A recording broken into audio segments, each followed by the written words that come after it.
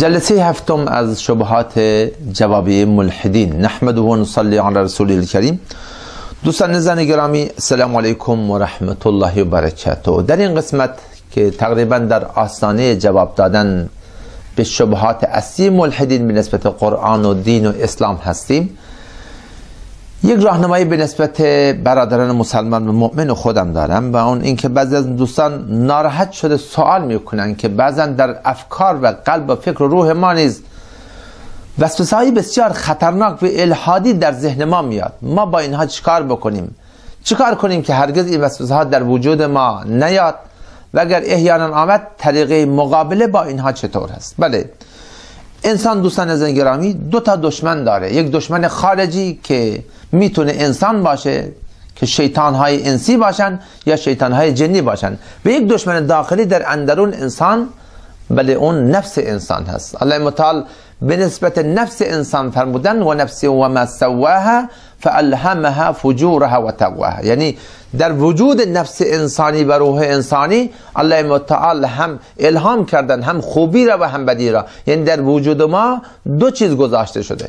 و هدیناه النجدین، الله متعال برای ما دو تا راه را در مقابل انسان گذاشتن، اما شاکر و اما کفورا.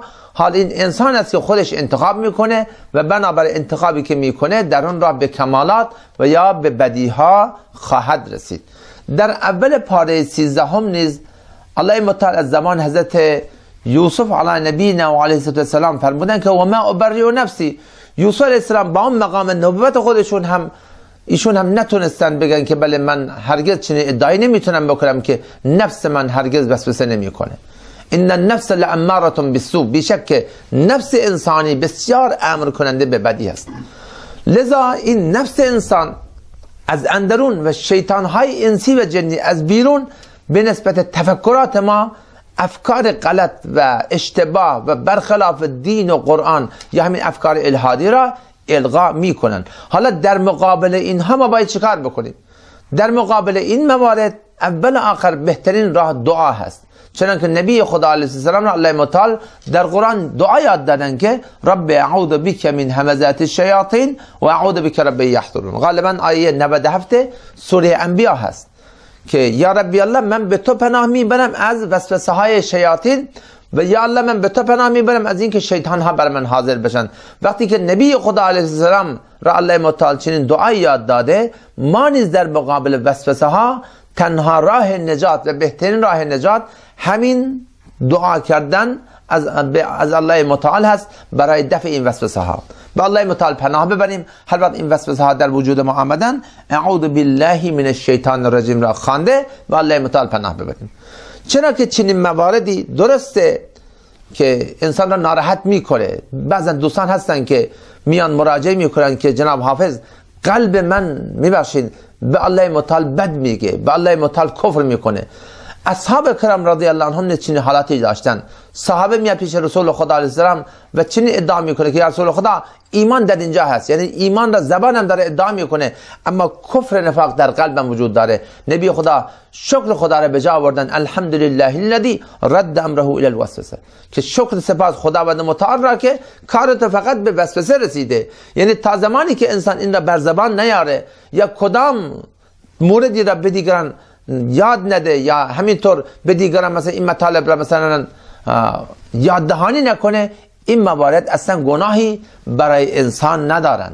لذا وسوسه نشدن چیزی بوده که حضرت یوسف علیه السلام نیز نتونست جلوی اون را بگیره و به نبی خدا علیه السلام نیز چنین دعایی را یاد دادن. وسوسه نشدن در اختیار ما نیست، وسوسه شدن نیز در اختیار ما نیست، بلکه وسوسه شدن یا نشدن ما چیزی هستش که از بیرون به ما القا میشه و در مقابل این ما مؤاخذه نمیشیم تا زمانی که این موارد را به زبان نیاریم. صحابه رسول خدا علیه السلام در روایت دیگر آمدن از نبی خدا علیه السلام در این مورد سوال کردن که یا رسول الله انا نجد فی انفسنا ما یتعادم، یا رسول خدا ما در اندرون خود چنان وسوسه هایی را پیدا میکنیم که خیلی ما را ناراحت میکنه از اینکه چنین مواردی را ما به زبان بیاوریم. نبی خدا فرمودن او ما قد وجدتموه، آیا واقعا شما به چنین حالتی رسیدین، چنین وسوسه‌ای میشین که بر زبان آوردن بر شما سنگینه؟ صحابه فرمودن بله یا رسول خدا چنین هست. فرمودن ذلک من کمال الایمان، فرمودن این از کمال ایمان شما هست، یعنی ایمان شما در رشد میکنه و این از بودن ایمان خالص شما خبر میده. لذا وقتی چنین وسوسه‌هایی در اندرون خود به نسبت ذات الله متعال، صفات الله متعال، به نسبت جنت و جهنم این موارد بعضا در قلب و خیال فکر ما میاد، اول و آخر بهترین راهش همین است که ما به الله متعال پناه ببریم. اینکه وسوسه ما هرگز نشیم این چیزی است که غیر ممکنه. منتها در مقابل این وسوسه ها اول آخرین طریق همینه که با الله متعال پناه ببریم و اینا رو تحویل نگیریم. هر چیزی از خودش یک دوری داره و این وسوسه ها بعضا زیاد میشن و بعضا کم میشن و این راه تکاملی سود اخلاق ها و ایمانیت انسانی هست. از اشرف تانبی رحمت الله علیه به نسبت این مسئله سوال کردن که بله یا امام ما همچین حالاتی برای ما پیش میاد. در کتاب البصائر مطلب را آوردن که ما وسوسه‌های بسیار خطرناکی میشیم. امام فرمودن که اینها تربیت هایی هستن، تمرین هایی هستن برای روز آخری که ما قرار از این دنیا بریم. در اون روز شیطان وسوسه های بسیار سنگینی بندگان مؤمن را خواهد کرد و این تمرین ها برای اون روز هستن که ما بتونیم در اون روز انشالله سربلند و پیروز در اون لحظه بسیار وخیم و خیلی حساس انشالله روسفید از این دنیا بریم. همینطور از امام ربانی رحمت الله علیه به نسبت این مسائل پرسیده شده، فرمودن که بله سالک راه خدا اونی که در راه الله متعال گامزن هست، این شخص برای او دو حالت میاد. و الضحى واللیل اذا سجى، یعنی بعضا هست که برای انسان یک حالت انشراح صدر میاد، انسان خیلی دوست داره نماز بخونه، ذکر بکنه، تلاوت بکنه، دعوت بده و خیلی با یک حالت بشاشیت ایمانی و روحی داره زندگی میکنه و بعضا یک کدورت هایی در دل انسان به وجود میاد که انسان به نسبت ایمان خودش شک میکنه. این دو حالت برای انسان در مسیری که به طرف الله متعال قدم برمیداره یک چیزهای عادی هستن. این که من بگم شما ناراحت نشین، اینها انسان رو ناراحت میکنن ولی چاره ای از این نیست. مثالی میزنم، اینا همه برای به کمال رساندن من و شما هست، چون این دنیا دارالامتحان است و بدون امتحان نمیشه به کمال رسید. وقتی که شما سماوری را میبینین یا کتری را که روی آتش گذاشتن، وقتی که میخواد به جوش بیاد، قبل از به جوش آمدن سرصدای خاصی را برای خودش داره، اما وقتی که به جوش آمد دیگه خیلی راحت میشه و سرصداها خیلی کم میشن.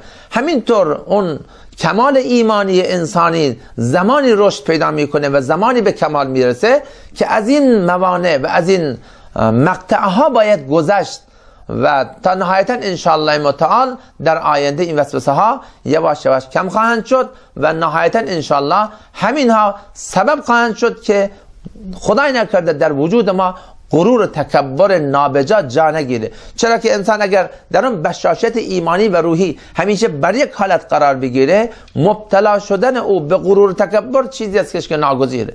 لذا الله متعال بعضا از مؤمنان این حالت ها را میگیرن و بعضا دوباره عطا میکنن تا در این تربیت اخلاقی و ایمانی ما خدای نکرد تکبر، چیزی که الله متعال از اون خیلی بدش میاد، این در وجود اندرون ما قرار نگیره.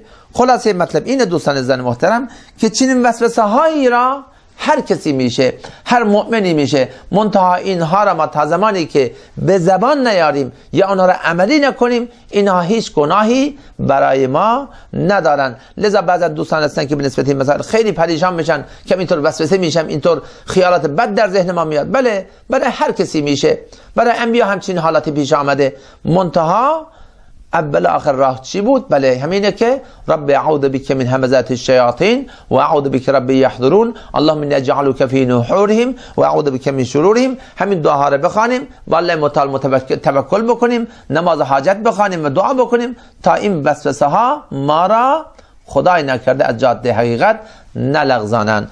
انشالله در جلسه بعد دیگر انشالله من شروع میکنم به نسبت جوابیه به اصل شبهات ملحدین. و السلام علیکم و رحمت الله و برکاته.